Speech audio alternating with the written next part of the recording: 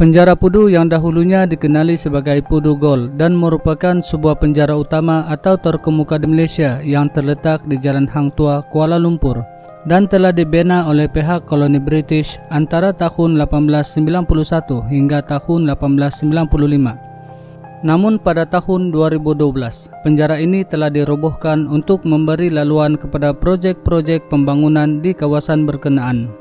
Penjara Pudu meninggalkan pelbagai kisah di sebalik temboknya dan menyimpan 1000 kenangan kepada penghuninya serta kaki tangan penjara yang telah bertugas 24 jam tanpa henti untuk menabur bakti kepada negara. Antara kisah yang paling tidak dapat dilupakan oleh rakyat Malaysia adalah peristiwa rusuhan banduan di penjara ini yang pernah menggemparkan negara satu ketika dahulu. Peristiwa ini terjadi pada tanggal 17 Oktober 1986 yang didalangi oleh seorang penjenayah bernama Jimmy Chua dan 5 orang banduan lain. Jimmy Chua dan pengikutnya telah menahan seorang doktor dan pembantunya sebagai tebusan dan menuntut pihak berkuasa melepaskan mereka. Sebagai balasan, mereka akan melepaskan tebusan yang ditahan.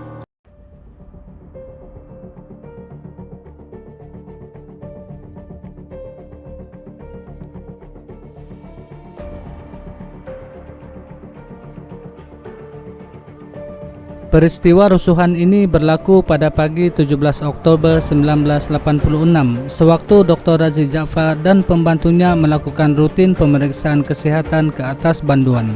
Sewaktu melakukan pemeriksaan, 6 orang banduan yang diketuai oleh Jimmy Chua secara tiba-tiba menyerang Dr. Razi dan pembantunya dengan menggunakan beberapa senjata yang telah diubah suai. Kemudian mereka mengarahkan pegawai penjara, pembantu perubatan lain dan beberapa orang banduan untuk beredar dari klinik penjara tersebut dan hanya menjadikan Dr. Razi dan pembantunya sebagai tebusan. Bekalan elektrik di bilik perubatan juga turut dimatikan. Pegawai penjara yang diarahkan keluar daripada klinik tersebut seterusnya bertindak dengan mengunci klinik tersebut daripada luar dan kemudiannya melaporkan kejadian tersebut pada pihak atasan. Seterusnya mereka telah mengepung bilik tersebut dan melaporkan kejadian tersebut kepada pihak polis.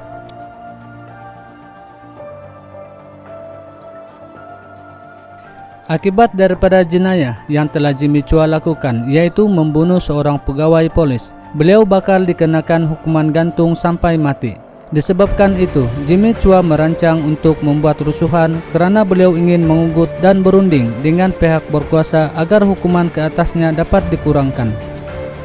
Dia juga berjaya bercakap dengan beberapa pegawai polis dan menuntut agar dibebaskan bersama dengan beberapa rakannya dan sebagai balasan, mereka akan melepaskan tebusan yang sedang ditahan. Selain dari itu, Jimmy Chua juga membuat permintaan berupa wang dan kenderaan, namun permintaan tersebut ditolak oleh pengarah keselamatan dalam negeri ketika itu, yaitu Datuk Muhammad Zaman Khan.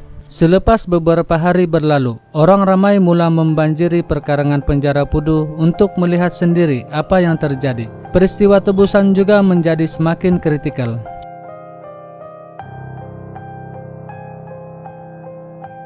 Sepasukan anggota UTK berkekuatan seramai 12 orang yang juga pakar dalam misi anti pengganas telah diarahkan untuk membuat perancangan rapi untuk menawan musuh. Perdana Menteri Malaysia ketika itu, Tun Dr. Mahathir Mohamad, mengarahkan pasukan polis dari unit UTK bertindak menyerang musuh dengan tidak menggunakan sebarang senjata api bagi mengelakkan pertumpahan darah. Kemudian polis memutuskan untuk menggunakan cota dan rotan sebagai senjata untuk menghadapi Jimmy Chua dan rakan-rakannya.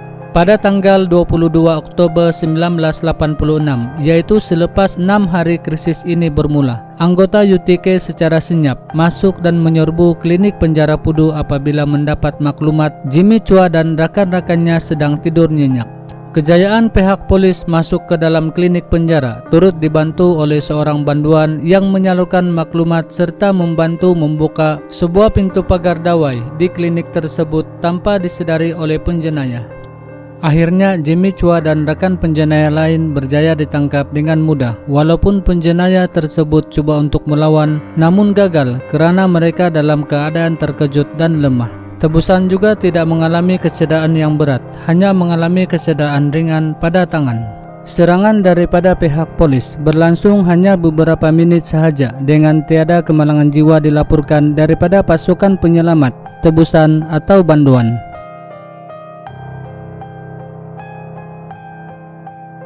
Pada tanggal 18 April 1987, 6 lelaki termasuk Jimmy Chua telah dibicarakan di Mahkamah Tinggi atas tuduhan menculik seorang dokter dan seorang kaki tangan di penjara Pudu. Keenam-enam mereka didapati bersalah di bawah Seksyen 3-1 Akta Culik 1961 yang membawa hukuman mati jika sabit kesalahan. Akhirnya mereka telah dihukum gantung sampai mati pada 10 Oktober 1989.